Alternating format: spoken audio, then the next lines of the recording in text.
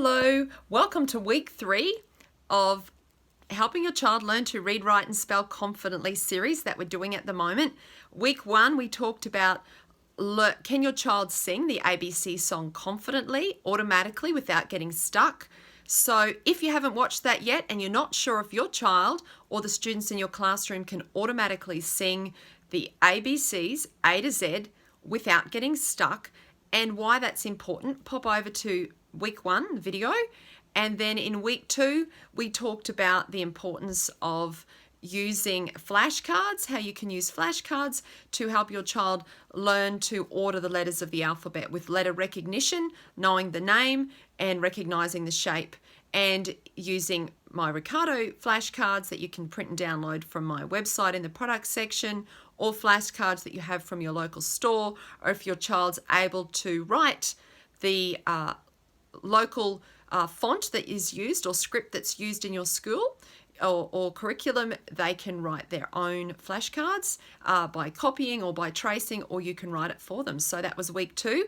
And then week 3, which is today, we are talking about vocabulary. So there was a body of research done back in the year 2000 from the National Reading Panel in the US, which identified literacy pillars or literacy skills that were essential for young children in their learning to read, write and spell, and vocabulary was one of them. And vocabulary is so important with children these days. It's all been researched. The guidelines are all available to us as parents and childhood educators on what's considered appropriate or inappropriate amounts of screen time for a developing child's brain, for their gross and fine motor skills, their social and emotional engagement, and all kinds of aspects there. So just be aware that you're mindful of how much time you let your little one interact with the screen. And being an app developer myself, I've released 4 Ricardo Reading Mouse apps so far that you can find in my products section. One's Ricardo's Alphabet Game Board, which teaches the 26 letters of the English alphabet A to Z, which I'll go through in another weekly training.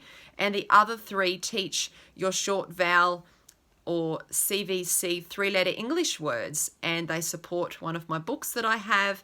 And Ricardo Reading Mouse is a role model. Everything he does in the rewards is active play, it's household tasks and chores, it's daily living skills, and reminding children that it's important to help around the house and fulfill the chore responsibilities that we have as living with others and working and living together in a household.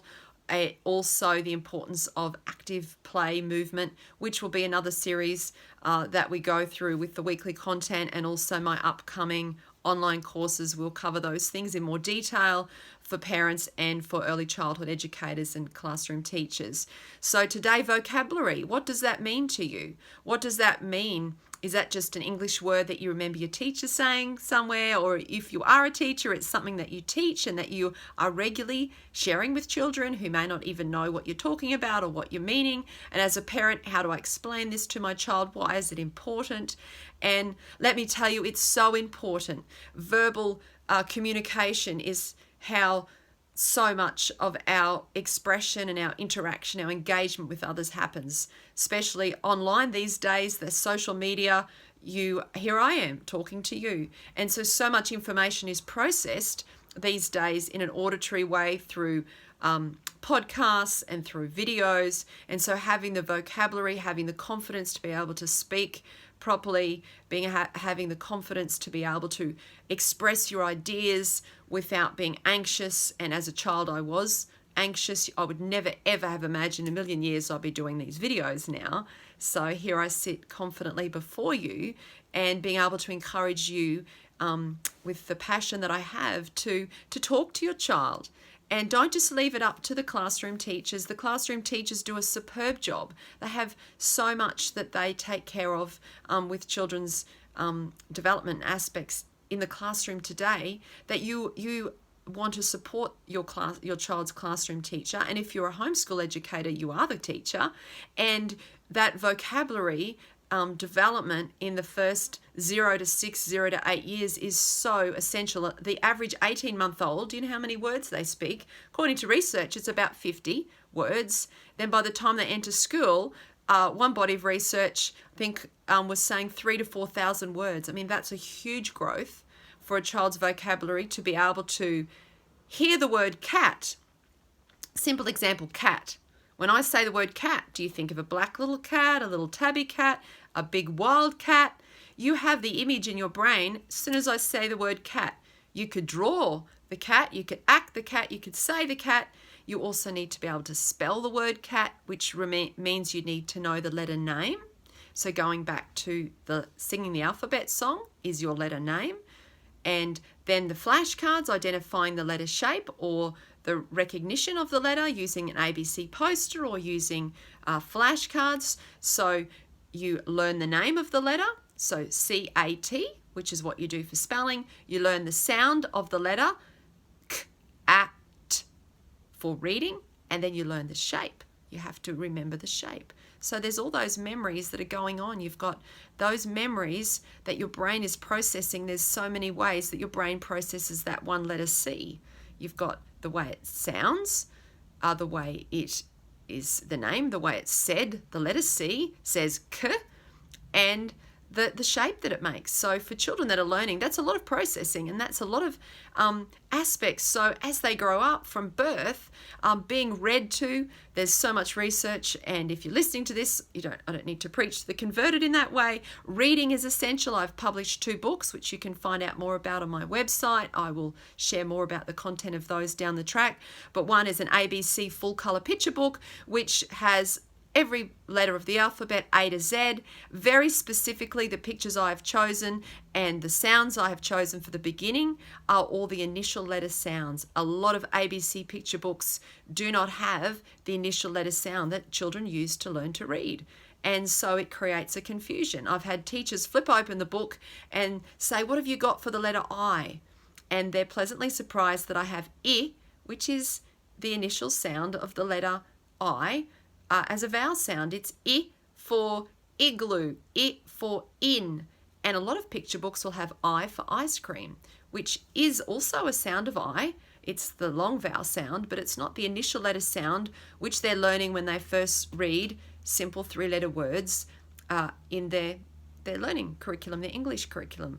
And so that's an important part that I made sure is in my ABC book. So that's a unique point of difference for my ABC book.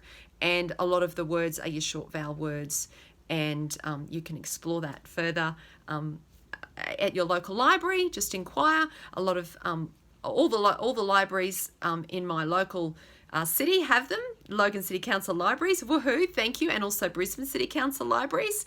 And just go in and request it at your local library, even if you don't live in those cities, and they can order them in for you, I'm sure, or you can purchase them from me online. So that's a side issue, but or a side aspect. So to vocabulary, talk to your child, read to your child, regardless of what age they are. If they're still wanting you to read to them, it's a beautiful bonding time, and it's teaching their brain to identify, manipulate, and hear sounds that then, as they grow, they will learn to identify the shape that relates to that sound, and they will learn to be able to write that shape that relates to that sound. So reading is important. Speaking to your child helps them order their thoughts, asking them how their day was as they grow up and they can speak to you.